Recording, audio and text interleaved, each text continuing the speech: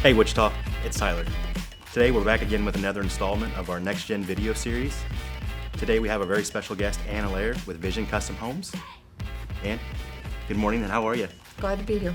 I guess I'd like to start off with if maybe you could tell us a little bit about your company, what you guys do, and Vision Custom Homes is based out of Colwich, Kansas. I'm in partnership with my brother, Tony, and we're small, very low key. We build a lot for the area out there, the Colwich Andale area. We have a small development at the corner of 21st and 183rd that we're building on right now in acreage lots. Unique to a lot of other builders that they don't build on acreage. Mm-hmm. So we do that a lot. We build a lot in the area around West Sedgwick County where people have land, and the needs are a little bit different than a city lot. So we kind of feel like we kind of have a niche on that, and it works out great. We are in Arbor Creek, which is the Goddard area.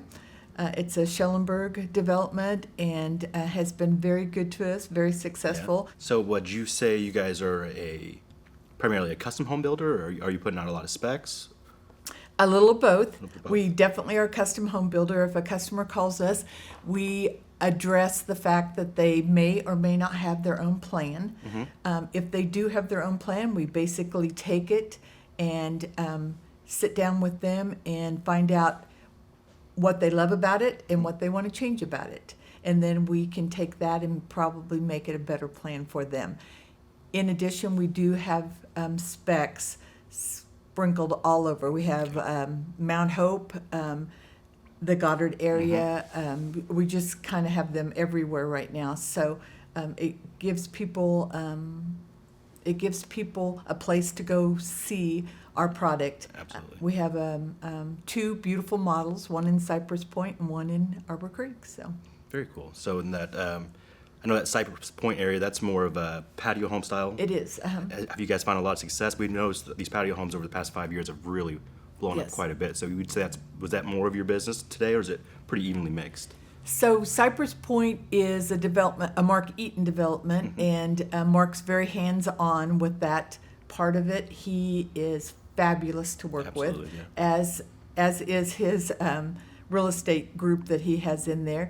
It's been a pleasure working in there. We love the customers, and it's more of a retirement. Mm-hmm. People are retired when they build their houses in there, and so it's just a lot of fun to work with them and to build their final home. How long have you been in the construction industry? I started in 1987 with Jay Russell, and I worked for Jay for 5 years. That's where I got the love of it. Absolutely. Jay used to drag me along with him to go to a meeting with customers, and it just was something that I loved to do. I loved to listen to what a customer wanted and then turn it into a reality of what they actually got. So from there, I went and worked for Randy Dean, which was a local builder here in town. I worked for Randy for 16 years, and then in 2007, jumped over and decided to kind of do my own thing, and with my brother, so with Vision Homes. That's awesome. So 1987, so we're coming up on 40 years. For you being so influential in WABA and being so active, I think people in the next gen like us, we look to come to people like you that have that knowledge, and I think that's been a really great part of being a part of WABA is having those connections. Mm-hmm. How has WABA been influential in your business? So I actually can't remember the year. It was shortly after I started Vision Homes. They asked me to come in, and I was I started just attending meetings, some of the committees, getting my feet wet with WABA. Anybody who's a part of WABA knows what they do for us. It's an incredible association. I agree. In 2017, I had climbed the ladder and became the first woman chairman of the association, so very proud of that status. And WABA has an incredible staff, along with Wes Gallion. I go to him for questions on almost anything that I need help with. He's there to help us, and the girls there in the office are just spectacular. Beyond spectacular. Yep. They're just always there and and funny and fun to work with. Going back to when you started, what are some of the things that you've seen change from when you started building, and then maybe up into the recession, and how things are now post-COVID and inflation? I mean, can you give us some examples on what's different? Well, when I started and went out on my own, 2008 hit, and it was a hard time. It was a difficult time. You just kind of have to make sure that you're always doing the right thing.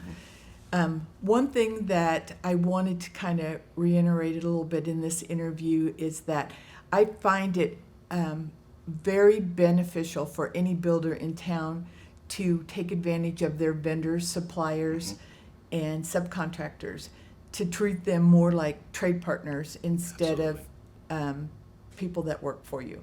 In situations where we've run into trouble and needed to work through a problem, it's our trade partners that step up and say, hey, how about doing it like this, and kind of save us a little bit. Yeah. They are so beneficial, and it's just really important, I think, for people to understand that it takes a lot of people to build a house, a lot of people.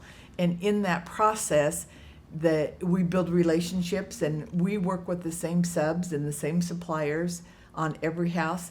We want that customer who walks into our model to know that they're getting that same exact quality when they build their own custom home. So it's just, we love that relationship that we've built with them.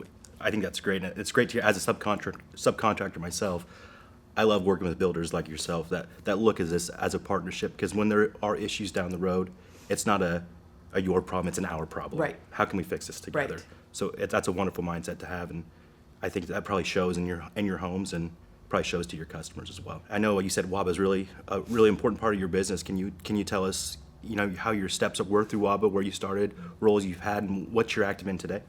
So presently, I'm on the developers committee, and the one that I'm most proud of course, I go to the board of directors meetings because I'm a past chairman, but the one that I'm truly most proud of is our PWB, our Professional Women in Building. I started as vice chair, and then moved to chair, and then past chair. This is the first time that I'm actually sitting out in the group of girls, but what a fabulous group of girls we have. It's very We've impressive. done very, very impressive things with our Wine, Whiskey, and Whimsy event, and some of the other things that we've, our events that we've put on. And it's amazing that, a single thread is not that strong, but you put 80 threads together, and these girls are very, very impressive girls. Yeah, I think the growth at PWB, it's fairly new, like 3-4 years. Yes, I think we're going on our fifth year. Fifth year, Yeah. but the growth that your committee has grown Yeah. that fast is very impressive, and it's wonderful to see. Yeah, I think we've been recognized nationally, which is awesome. And we went, a bunch of us, a whole group of us went to the IBS in Las Vegas and got to meet national PWB women and attended a lot of the events that they had offered. And we went to evening events, we went to meetings during the day, and it was great fun. We had a great time. The PWB council itself is made up of a very eclectic group of girls. Everything from mortgage lenders to subcontractors, suppliers, lumberyard salesmen. Yeah. That is just so beneficial. Our networking within our own council is amazing. If someone has a question, we can bounce it off 2 or 3 people that may not necessarily even be related to them. One might be a window salesman, one might be something completely different, a showroom salesman, or maybe I should say saleswoman. Yeah. And it's not made up of all women. Our PWB also has some members that we've pulled in from the association that are male, so we welcome everyone. If anyone is in the industry and wants to get involved, and it's a great stepping stone to come in, because once you start coming to meetings and start networking with all these amazing women, it doesn't take long for you to realize what we can offer. Absolutely. I think a lot of people miss that the WABA isn't just subcontractors and builders. There's so Absolutely. many roles that go into being part of WABA, and there's so many connections there. And whether you want to be in construction, you want to be in mortgage, or in banking, or marketing, or anything designing, reaching out to anybody in WABA is going to really help further your career, I believe, and with the networking capabilities and just the vast knowledge that's out there. Well, Ann, thank you so much for taking the time to speak with us about your experiences in the industry and sharing the knowledge that you've gained over the past 40 years in the business. Wichita, thanks for tuning in.